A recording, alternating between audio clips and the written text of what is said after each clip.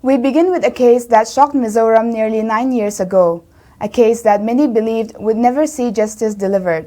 But this week, the court finally brought a verdict. On June 16th, an Aizawl court sentenced 2 border security force personnel to a total of 42 years of rigorous imprisonment for a brutal crime committed in Mamit district on July 16, 2017. The 2 convicted men, Nilanjan Das and Dinesh Kumar, were posted at Silsuri West Outpost at the time.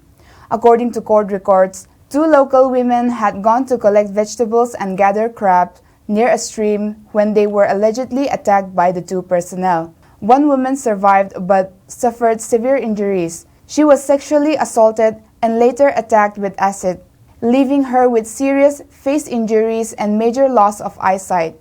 She was first taken to Lunglei Primary Health Center and later shifted to Civil Hospital in Aizawl.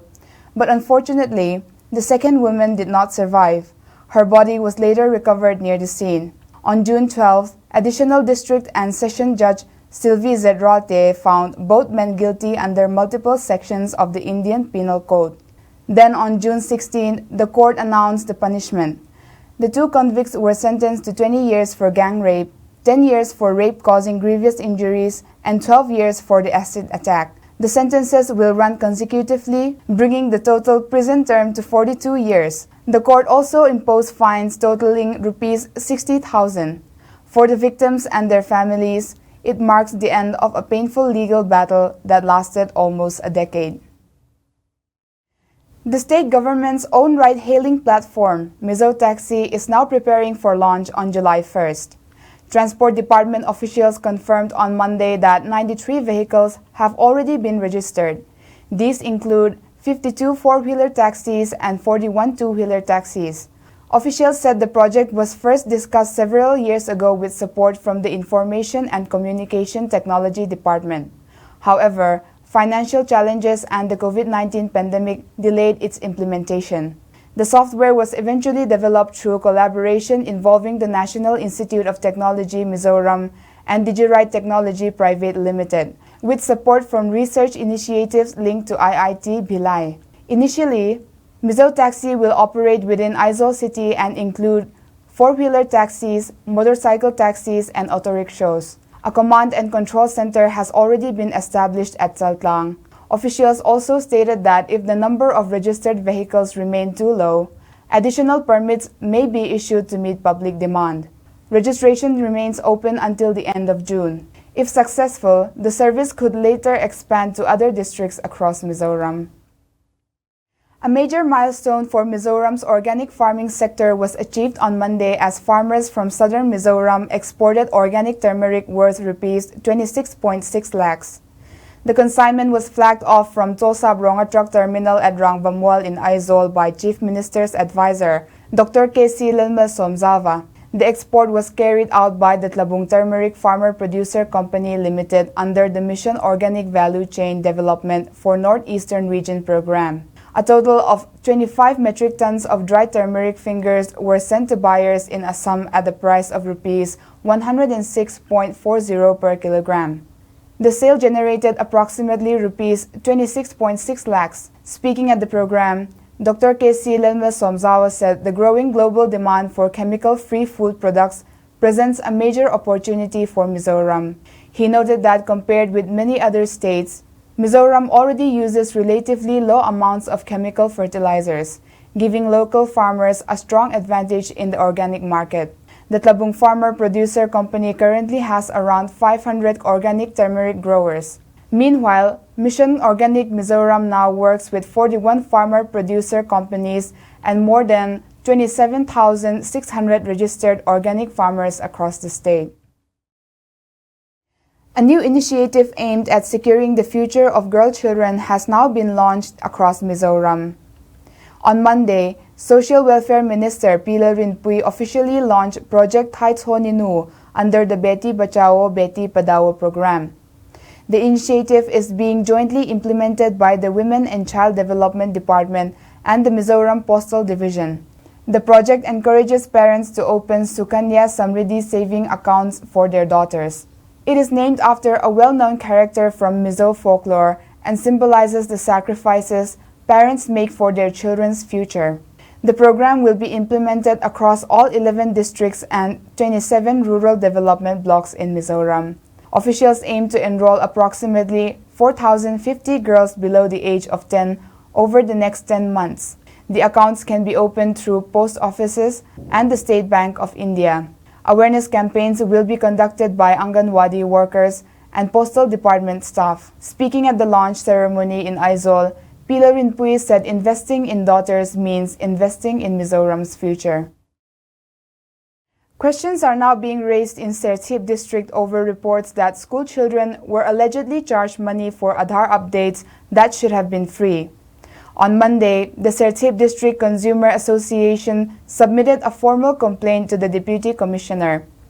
According to the association, reports were received that students were charged Rs 100 each for Aadhaar updates carried out in schools.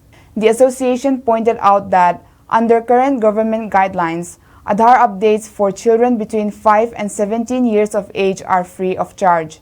During their inquiry, they reportedly found cases where money had been collected despite receipts showing no fees was charged. The association has called for a full investigation and urged authorities to ensure that government services intended for children are delivered without unauthorized charges.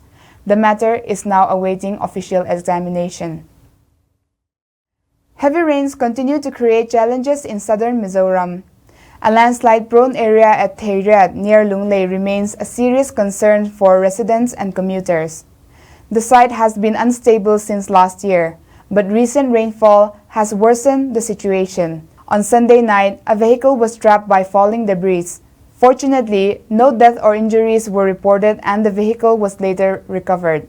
On Monday, Lunglei South MLA Pularam Napapuya visited the site to assess the situation. Officials said the affected road serves as the main southern gateway to Lunglei town, making it an important transport route. Work is now underway to prepare an alternative route so that traffic can continue safely if further landslides occur during the monsoon season. A filmmaker from Mizoram has received national recognition for his contribution to tribal cinema and culture. On Monday, Pumapuya Chongthu of Lunglei was presented with the Tribal Unsung Heroes Award during Janjatiya Garima Utsav 2026. The award was presented on behalf of the Ministry of Tribal Affairs at the District Art and Culture Auditorium in Lunglei. The honor recognizes individuals who have made important contributions to tribal communities and cultural preservation. Pumapuya Chongthu received the award in recognition of his work in filmmaking and his contribution to preserving tribal identity through cinema. The award includes a trophy and a cash prize of Rs 10,000. The recognition places Mizoram among the communities being acknowledged nationally for contributions to the tribal culture and heritage. Healthcare infrastructure in Sertip district received a boost over the weekend. On Sunday, Lok Sabha member Pu Richard Vanlan Mangaya inaugurated a newly constructed 15-bed makeshift building at Sertip District Hospital.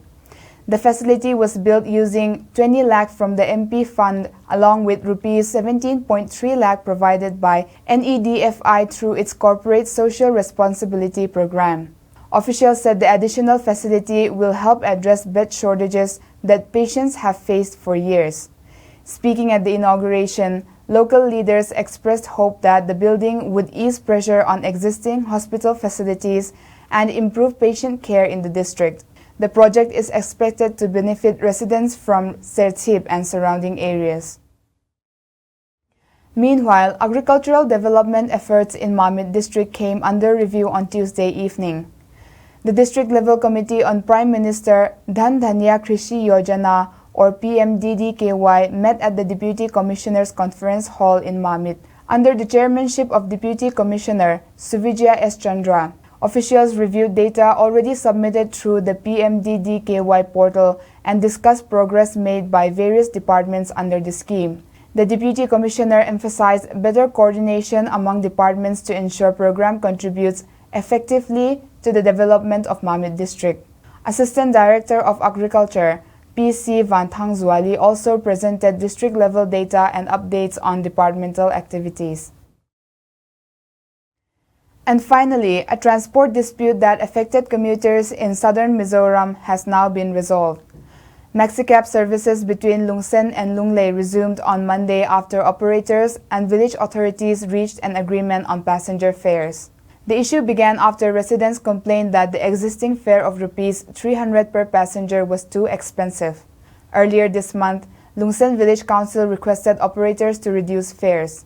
When an agreement could not be reached, services were suspended from June 11th until June 13th. After negotiations held on Saturday night, both sides agreed on a revised fare of Rs 250 per passenger. Under the agreement, the existing pick-and-drop system will continue within Lunglei, while services in Lunglei town will operate under revised agreements.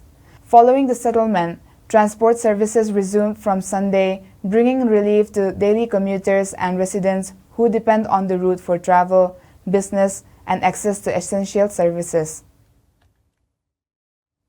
That is all for today. Thank you for watching.